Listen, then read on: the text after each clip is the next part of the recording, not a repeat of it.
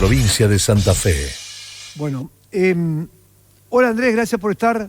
Un abrazo grande. ¿Cómo están? ¿Cómo les va? Bien, un abrazo grande. Bueno, mis respetos para la familia Reutemann, para todos los santafesinos en momentos tan difíciles, ¿no? Se fue alguien que dejó una huella. No pasó inadvertido su paso por este mundo, evidentemente.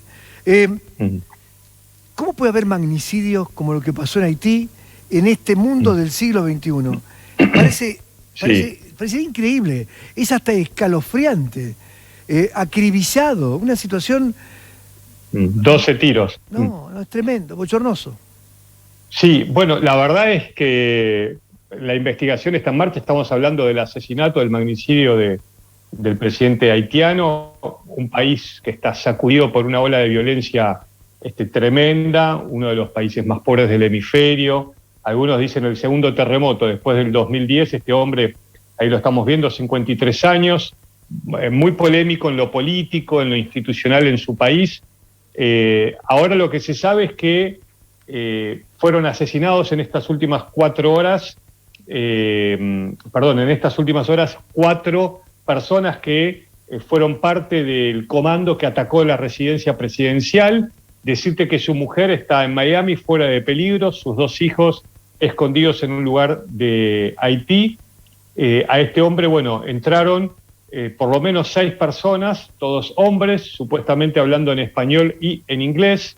Se hicieron pasar por agentes de la DEA y empezaron, bueno, muy pertrechados, armados, atacaron la residencia, entraron a donde estaba el presidente, lo acribillaron a balazos. De hecho, uno de los balazos lo tiene en uno de sus ojos. Cuando entra la policía, después del ataque lo ve a Moisés Yevenel con un pantalón azul y su camisa blanca totalmente manchada de sangre, su mujer herida. Bueno, le salvaron la vida, te decía, ya está en Miami. Lo que pasa es que en Haití hay una situación de violencia desde hace mucho tiempo, de bandas organizadas que controlan, incluso de acuerdo a distintos reportes, algunos lugares del país.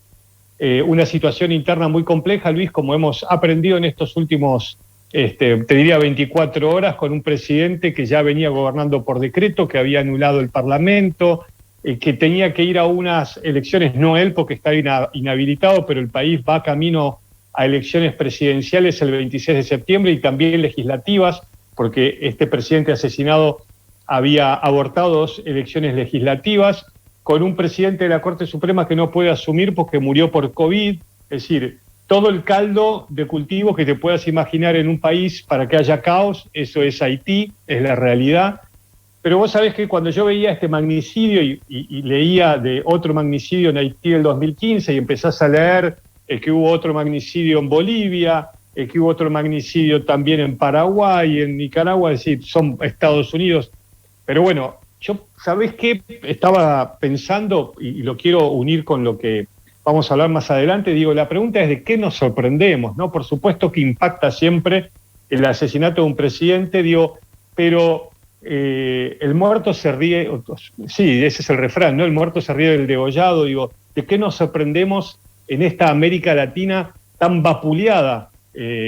Insisto con esto de la debilidad institucional. Por supuesto que Haití es la suma de todos los miedos, pero ¿de qué nos sorprendemos si no miremos esto tan a la ligera y tan a la distancia? Decir, bueno, sí, Haití está bien, un país que es el más pobre, que no se recupera después del terremoto, que la guita que le dan a las organizaciones internacionales para trabajar muchas veces no llegó nunca a la gente, ¿no? Hay un montón de denuncias de un país que nunca pudo arrancar a partir de su independencia, que aparte es muy interesante, ¿no? Cómo los volvieron a esclavizar a este país.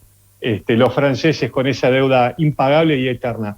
Pero lo que digo es, eso que pasa allá no es tan lejano si empezamos a ver el entorno de la región. Por supuesto, cada país con su realidad, pero tenés Venezuela, tenés Nicaragua. En Perú no sabemos todavía quién es el presidente.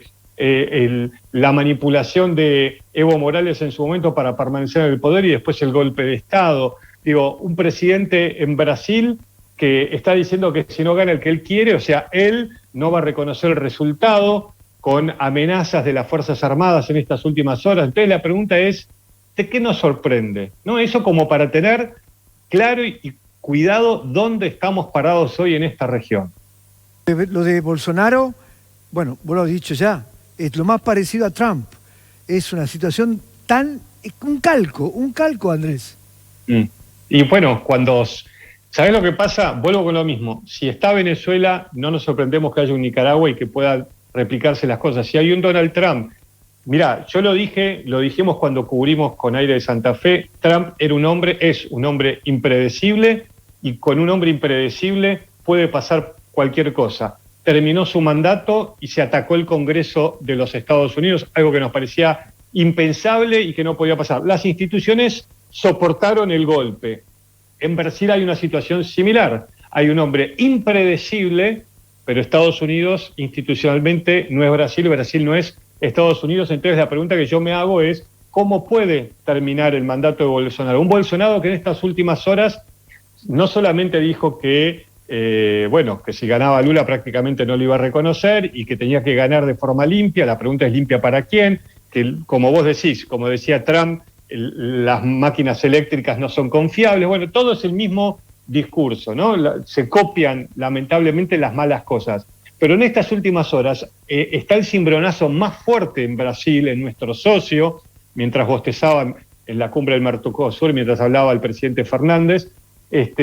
Bolsonaro está siendo investigado por la posibilidad de haber estado en un hecho de corrupción que rodea las vacunas. Y en las últimas 5 horas, los militares y el ministro de Defensa dijo que, poco menos que amenazando a la comisión que están investigando por esta malversación de fondos en torno a la vacuna de la India y otras vacunas, y se está investigando por qué Brasil detuvo y frenó los acuerdos con Pfizer para promocionar otros acuerdos, y cómo aparecían intermediarios en la compra de vacunas cuando las compras se podían hacer directamente a los laboratorios. Hoy podemos hacernos 2 preguntas. Una, ¿puede haber elecciones o va a haber elecciones en el 2022 en Brasil? ¿Puede haber un golpe de Estado en Brasil? ¿Va a reconocer Bolsonaro las elecciones? Hoy eso no es ciencia ficción, Luis. Preguntárselo. Qué panorama. Con más tiempo la semana que viene charlamos, siempre es un placer. Gran abrazo, Andrés, buen fin de largo. Buen fin de. Andrés Repetto, nuestro analista político que disfrutamos permanentemente en el aire de la gran radio, en el aire del multimedio más importante de la